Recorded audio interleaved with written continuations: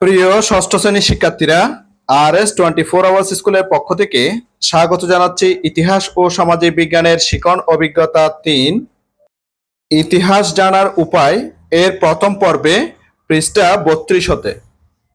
তোমরা যারা শিখন অভিজ্ঞতা ২ সক্রিয় নাগরিক ক্লাবের পর্বটি দেখোনি, তোমাদের দেখার সুবিধার্থে এই ভিডিওর নিচে ডেসক্রিপশন বক্সে শিখন অভিজ্ঞতা ২ নাগরিক ক্লাবের পর্বের লিঙ্কটি দিয়ে দেব, তোমরা তোমাদের সুবিধা মতো দেখে নিতে পারবে।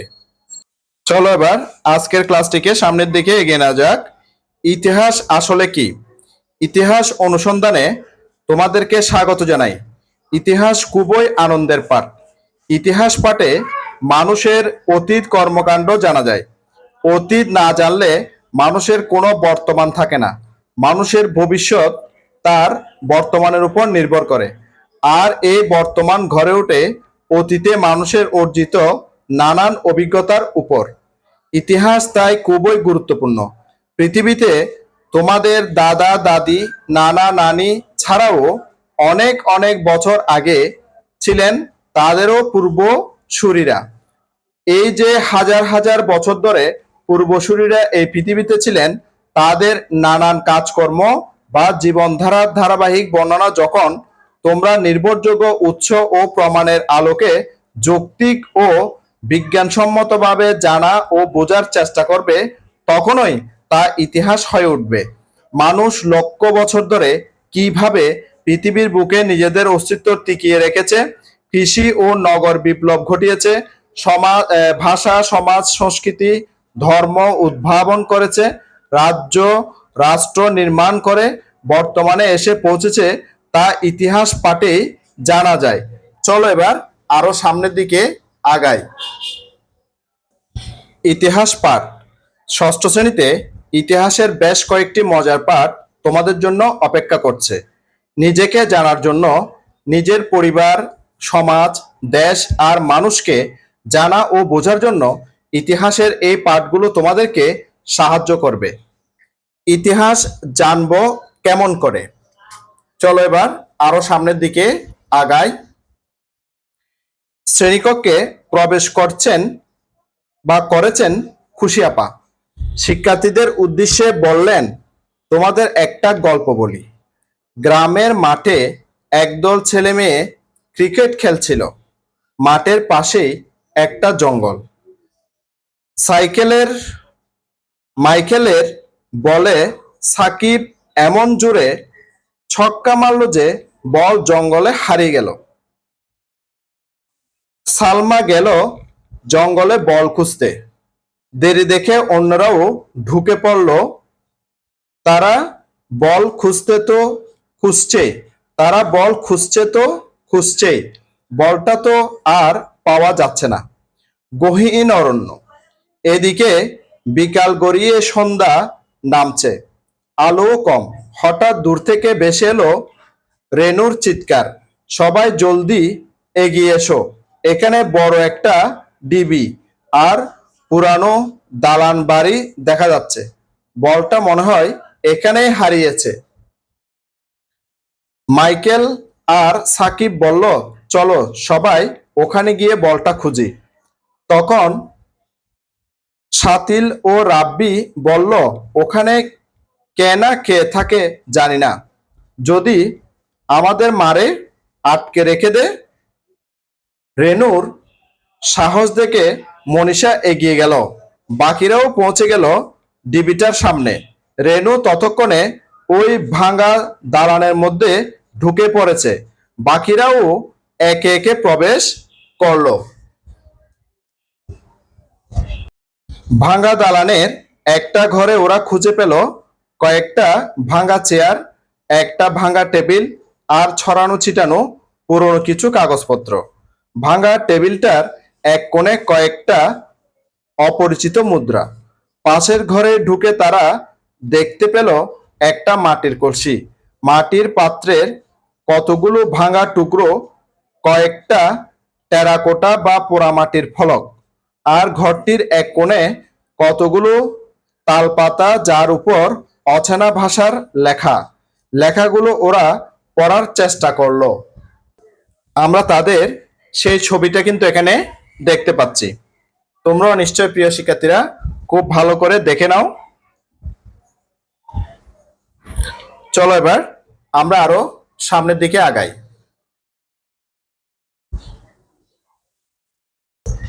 দেখতে অনেকটাই বাংলা অক্ষরের মতো, কিন্তু কোথায় যেন অমিল রয়েছে। বেশ পেঁচানো লাল কালিতে সুন্দর করে লেখা, ঘরের দেয়ালে আঁকা ছবি, খোদাই করা কারুকাজ। ওরা আরো দুটো ভাঙা ঘরে ঢুকলো, সেগুলোতে ছাদ ভেঙে পড়েছে মেঝেতে। রুমের পাশেই ডিবিটা স্পষ্ট দেখা যাচ্ছে। মনে হচ্ছে বহুদিন ধরে আস্তে আস্তে কিছু একটা মাটি চাপা পড়ে আছে। দু একটা বড় গাছ জড়িয়ে অনেক লতা গুল্ম। গোধূলির আভা একটা বিশেষ রং ছড়িয়ে দিয়েছে পুরানো ভাঙা দালান আর ডিবিটার উপর। সন্ধ্যা নামছে। ওদের এবার কিছুটা ভয় করতে শুরু করেছে। মনে হচ্ছে ভাঙা দালানটার ভেতরে ও বাইরে সাপ আর বিষাক্ত প্রাণী থাকতে পারে। ক্রিকেট টিমের প্রায় সকলেরই মনটা খারাপ। অনেক খুঁজেও ওরা বলটা পেল না ওই ভাঙা দালানে। কিন্তু পুরানো দালান, ডিবি আর ছড়িয়ে ছিটিয়ে থাকা নানান জিনিসপত্র রেনুকে খুব ভাবিয়ে তুলেছে। অন্যরাও খানিকটা কৌতূহল নিয়ে যার যার বাসার দিকে রওনা হলো। বাসার পথে হাঁটতে হাঁটতে রেনুর মনে অনেক প্রশ্ন দেখা দিল। এই দালান কতদিনের পুরানো? কারা থাকতেন ওখানে? যারা থাকতেন তারা চলে গেলেন কেন? তালপাতার পুঁথি এখানে এলো কিভাবে? তালপাতায় কি লেখা ছিল? মাটির পাত্র আর পোড়ামাটির ফলকগুলোই বা কত পুরনো? ওই মাটি চাপা পড়া ডিবিটার নিচে কি কোনো গুপ্তধন থাকতে পারে? এমন হাজারটা প্রশ্ন মাথায় ঘুরপাক খেতে থাকলো। বন্ধুদের সাথে কথা বলে রেনু স্কুলের হেড স্যারকে সবকিছু খুলে বলল। স্যার তো ওদের সাহস ও বুদ্ধি দেখে খুব অবাক হলেন। ওদের সবাইকে তিনি বললেন, তোমরা তো বিরাট আবিষ্কার করেছো। আমরাও তো জানি না যে জঙ্গলের মধ্যে কোনো ইতিহাস লুকিয়ে আছে। চলো এবার আরো সামনের দিকে আগাই। হেড স্যার একজন ইতিহাসবিদকে স্কুলে আমন্ত্রণ করে নিয়ে এলেন। স্যারের পরামর্শে শিক্ষার্থীরা তাদের কৌতূহলী প্রশ্নগুলো এক এক করে উত্থাপন করলো। ইতিহাসবিদ বললেন, তোমাদের মনে অনেক প্রশ্ন। এটা ইতিহাস জানার প্রথম ধাপ। তিনি বলে চললেন, ভাঙ্গা দালানটি বেশ পুরানো। কত পুরানো তা বৈজ্ঞানিক পরীক্ষা নিরীক্ষা করে বোঝা যাবে। তবে তোমাদের কাছে ডিবির অস্তিত্বের কথা শুনে বুঝলাম দালানটার বয়স অবশ্যই 100 বছরের অধিক। আর তোমরা যেসব সামগ্রী দেখেছো সেগুলোর সবই ইতিহাসের উৎস বা উপাদান। এমনও হতে পারে ওই দালানে যিনি বা যারা থাকতেন তারা নিশ্চয়ই প্রাচীন ইতিহাস নিয়ে পড়ালেখা করতেন, গবেষণা করতেন। বিভিন্ন উৎস যাচাই বাছাই আর বেগকে বিশ্লেষণ করে কিভাবে ইতিহাস রচনা করতে হয় তা তারা জানতেন। পুরানো তালপাতার লেখা, মাটির পাত্রে ভাঙা টুকরো টেরাকোটা থেকে তিনি বা তারা হয়তো পুরানো সময়ের বিভিন্ন ঘটনা জানা ও লেখার চেষ্টা করতেন। কোনো এক প্রাকৃতিক বা ভৌগোলিক দুর্যোগে পরে বাড়িটি হয়তো পরিত্যক্ত হয়েছে। 1971 সালের মুক্তিযুদ্ধকে শতক ও দশকের হিসেবে বলতে চাইলে বলতে হবে 20 শতকের 70-এর দশকের ঘটনা। একইভাবে 1952 সালে ভাষা আন্দোলন হচ্ছে 20 শতকের 50-এর দশকের ঘটনা। বঙ্গবন্ধুর জন্মসাল 1920 হচ্ছে 20 শতকের 20-এর দশকের ঘটনা। আর 1757 সালের পলাশী যুদ্ধ হচ্ছে 18 শতকের 50-এর দশকের ঘটনা। চলো আরো সামনের দিকে আগানো যাক। সময় সংক্রান্ত আলাপে আরো একটি বিষয় আমাদের জেনে রাখা প্রয়োজন। ইংরেজি গ্রেগরিয়ান ক্যালেন্ডারের গণনা শুরু হয়েছে যীশু খ্রিস্টের জন্মের ঘটনাকে কেন্দ্র করে। যীশু হলেন খ্রিস্ট ধর্মের প্রধান ব্যক্তিত্ব। যীশু খ্রিস্টের জন্মের হাজার হাজার বছর আগেও তো পৃথিবীতে মানুষ ছিল, মানুষের নানান কর্মকাণ্ড ছিল। বিভিন্ন বইপত্রে তোমরা নিশ্চয় দেখেছ সেই সময়কে চিহ্নিত করা হয় খ্রিস্টপূর্বাব্দ দিয়ে।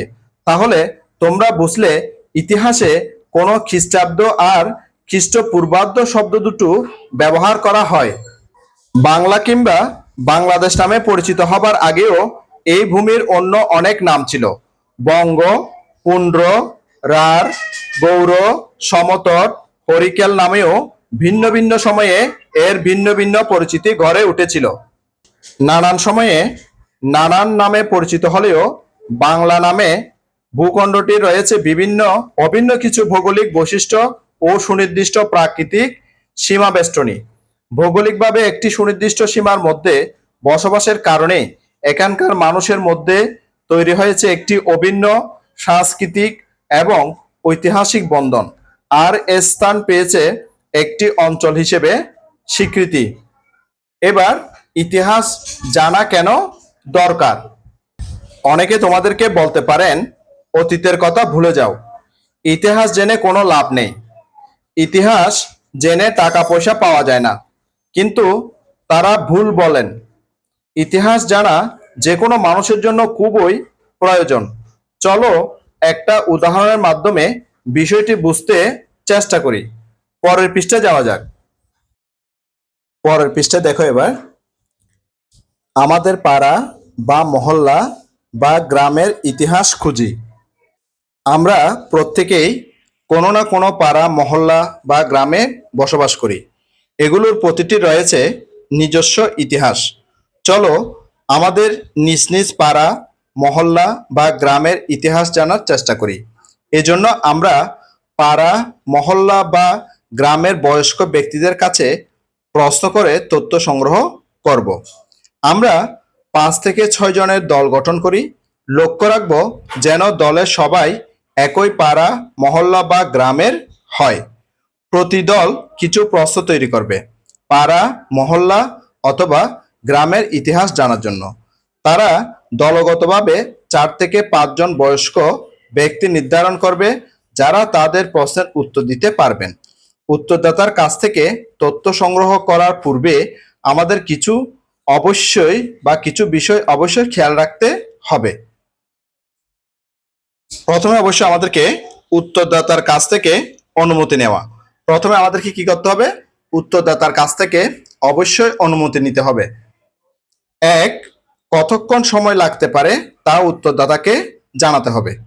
2, কোন বিষয়ে প্রশ্ন করা হবে তা জানাতে হবে। 3, উত্তরদাতাকে প্রশ্নের উত্তর দেওয়ার জন্য কোনো রকম চাপ দেওয়া হবে না তা জানাতে হবে। 4, যে কোনো প্রশ্নের উত্তর না দেওয়ার জন্য তিনি স্বাধীন সেটা জানাতে হবে। 5, উত্তরদাতার যে কোনো ব্যক্তিগত তথ্য, নাম, বয়স ইত্যাদি গোপন থাকবে তা জানাতে হবে। 6, প্রাপ্ত তথ্য শুধুমাত্র এই কাজে ব্যবহৃত হবে তা জানাতে হবে। অনুসন্ধান কার্যটি পরিচালনা করার জন্য কিছু প্রশ্ন আমি তোমাদের জন্য তৈরি করেছি, সেগুলো আমি তোমাদেরকে দেখাচ্ছি। অর্থাৎ তোমরা অনুসন্ধানকারীর কাছ থেকে যে সকল প্রশ্ন করবে এবং তিনি যেভাবে উত্তরগুলো দিবেন। দেখো, অনুসন্ধানের জন্য কিছু প্রশ্ন। 1, গ্রামের নাম কি? এর অর্থ কি? উত্তর, গ্রামের নাম চন্দনপুর, এর অর্থ সুগন্ধি কাঠ বিশেষ। এর অর্থ কি? সুগন্ধি কাঠ বিশেষ। 2, আনুমানিক কখন গ্রামের নামকরণ করা হয়? উত্তর, আনুমানিক 1820 সালের দিকে গ্রামের নামটি করা হয়েছিল। এরপরে 3, আগে গ্রামের মানুষের পেশা কি ছিল?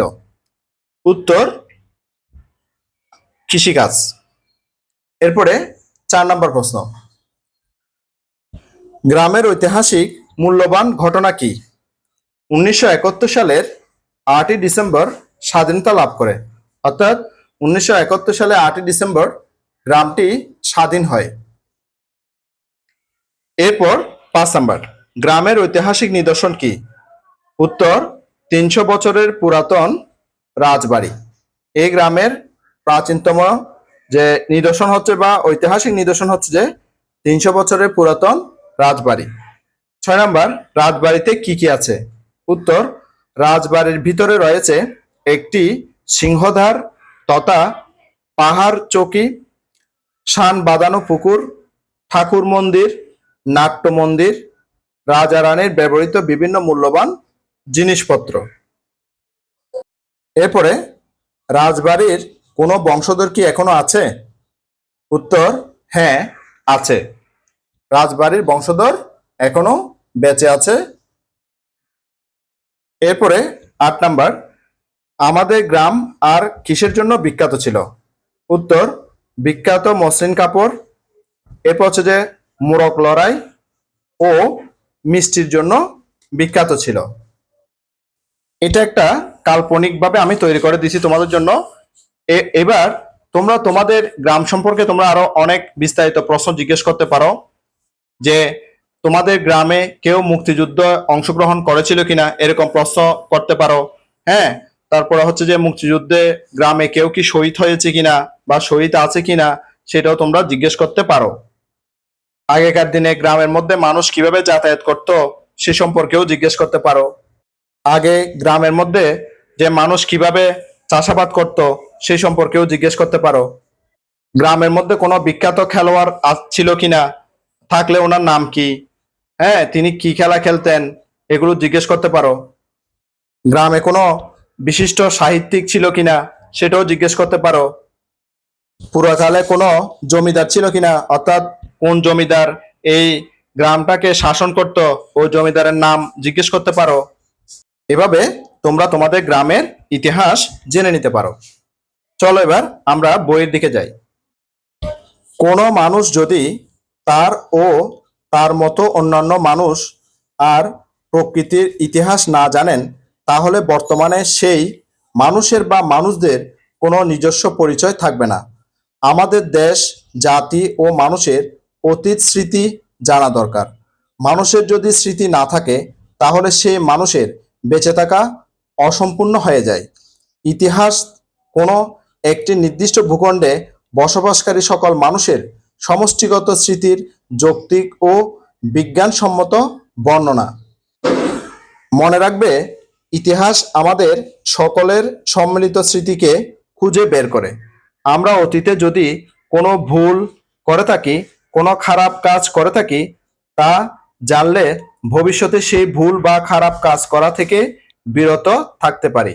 আর যদি মানুষ ও মানবতার পক্ষে অহংকার করার মতো ভালো কাজ করি, তাহলে সেই কাজ ইতিহাসে প্রেরণা যোগাবে। তাই অতীত থেকে বর্তমানের পরিবর্তনের ধারাটি কেমন এবং এই পরিবর্তনের ধারাটি ভবিষ্যৎকে কিভাবে প্রভাবিত করতে পারে সেই সম্পর্কে আমরা ধারণা পেতে পারি ইতিহাস থেকে। বিভিন্ন সভ্যতা ও সংস্কৃতির সাথে আন্তঃসম্পর্কের জন্যও আমাদের ইতিহাস জানা প্রয়োজন। এরই মাধ্যমে আমরা শিকন অভিজ্ঞতা 3 ইতিহাস জানার উপায়ের অভিজ্ঞতাটি শেষ করলাম।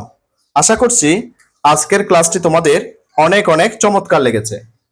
আমি আগামী ক্লাসে ইতিহাস ও সামাজিক বিজ্ঞানের শিকন অভিজ্ঞতা 4 বিজ্ঞানের চোখ দিয়ে 4-5 দেখি এই অভিজ্ঞতাটি শুরু করব। ইতিহাস ও সামাজিক বিজ্ঞানের শিকন অভিজ্ঞতা 4 বিজ্ঞানের চোখ দিয়ে 4-5 দেখি এর পর্বগুলো দেখার আমন্ত্রণ জানাচ্ছি।